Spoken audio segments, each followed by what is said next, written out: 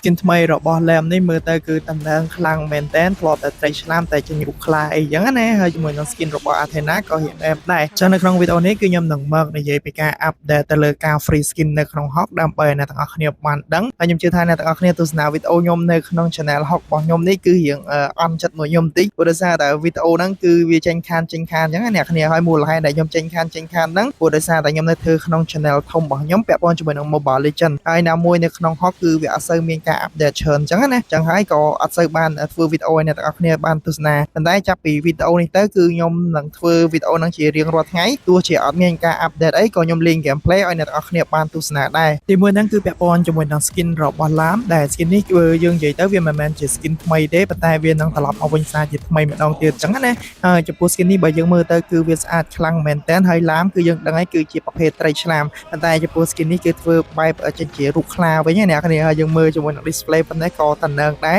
ខ្ញុំចូលចិត្តជាមួយនឹង hero ហ្នឹងខ្លាំងមែនតើហើយមូលហេតុដែលខ្ញុំចូលចិត្តជាមួយនឹង hero ហ្នឹងពេលដែល enemy សឈាមទីអីអ្នកគ្នា load ជាមួយនឹង true remake មកគឺចាក់ all តែម្ដងអានេះគឺជា skill effect អ្នកគ្នាការវាយ basic attack អីក៏តំណឹងដែរតែដូចខ្ញុំនិយាយយ៉ាងអ្នកគ្នាចំពោះ skin នេះគឺជា skin free នោះទេដែល skin ហ្នឹងគឺវានឹងត្រឡប់មកចូលដល់ server global របស់យើងគឺនៅថ្ងៃទី31ខែ3ហ្នឹងឯអ្នកគ្នាហើយអ្នកគ្នាមើលឲ្យធ្លាប់តែរូបត្រីដល់ពេលចេញខ្លាលោតចូលទឹកអីណាអូយដល់កយអ្នកគ្នាបើយើងនិយាយខ្លីទៅចំពោះ skin ហ្នឹងគឺ effect skill វាស្អាតខ្លាំងមែនតើអ្នកគ្នាទោះជា skin free មែនប៉ុន្តែបើនិយាយពី effect skill គឺកប់សេរីតែម្ដងជាមួយនឹង skin ហ្នឹងអញ្ចឹងគឺខ្ញុំបញ្ជាក់ម្ដងទៀតសម្រាប់គ្នាយើងអ្នកដែលជាដៃលានគឺត្រៀមយកជាមួយនឹង skin ហ្នឹងសារជាថ្មីទៅអ្នកដែលមិនទាន់បានយកអញ្ចឹងណាព្រោះដោយសារតែ skin ហ្នឹងមើលតាមខ្ញុំទៅស្រាវជ្រាវដូចជាចេញបានមួយឆ្នាំហើយអ្នកគ្នាប៉ុន្តែនេះគឺវាត្រឡប់មកវិញសារជាថ្មីម្ដងទៀតគឺនៅថ្ងៃទី31នៅក្នុងខែ3សំខាន់ action នៅលើ skin ហ្នឹងគឺតំណែងខ្លាំងមែនតើអ្នកគ្នាលក្ខណៈថា action ត្រីប្រយុទ្ធអ្នកគ្នាមើលទៅគឺ cool ខ្លាំងមែនតើ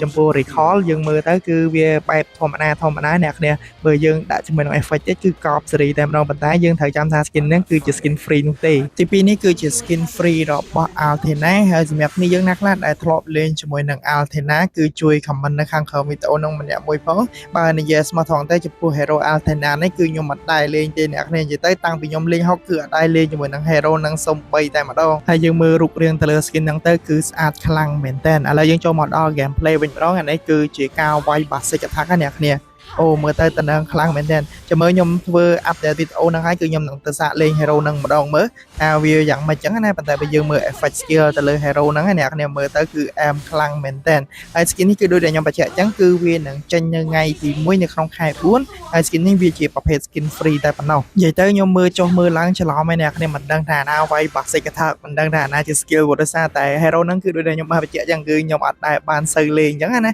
យាយទៅមិនអត់បានដែរសូវលេងគឺអត់ដែរលេងតែហ្មងចឹងអត់ដឹងថាមួយណា skill មួយណា basic attack ឯទី1ទី2អីក៏អត់ដឹងដែរចឹងបើសិនជាអ្នកទាំងអស់គ្នាធ្លាប់លេងជាមួយនឹង hero ហ្នឹងហើយស្គាល់ពី skill hero ហ្នឹងគឺអាច comment នៅខាងក្រោមវីដេអូហ្នឹងម្នាក់មួយផងហើយមើលមានដុសស្លាប់ដុសអីអូយតំណែងខ្លាំងមែនតើឃើញជាមួយនឹងដុសស្លាប់ហ្នឹងគឺនឹកឃើញដល់ hero Freya នៅក្នុង Mobile Legends ទៀតហើយអ្នកគ្នាអូយ cool អែមអានេះគឺមានសមោមានអីអានេះហៅព្រលឹងគេអ្នកគ្នាអូខេជាមួយនឹង skin ហ្នឹងគឺខ្ញុំ rate ឲ្យ7 លើ 10 អ្នកគ្នានេះនិយាយតាមចិត្តខ្ញុំអ្នកគ្នា